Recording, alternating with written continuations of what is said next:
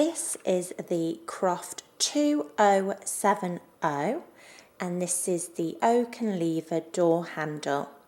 And the code for this is the D3351. This is in the finished polished brass unlacquered. Croft do many different shades, so please check our website to see what we have available. This is in the lock type. We do latch, bathroom, Euro and short latch, so everything for what you need for your home. In the product description, we list the recommended locks which is suitable for this lock handle, which is the K4013 for this particular one.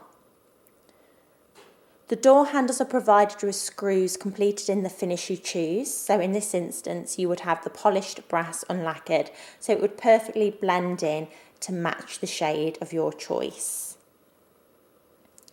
The length for this is 52 millimeters. The width is 41 millimeters. And the protrusion is 70 millimeters. If you require more in-depth measurements, you will find this in the technical information of the product under PDF technical sheet. So this was the Oaken Lever Door Handle, and this is the lock type, and this was in the polished brass unlacquered, and the code is D3351.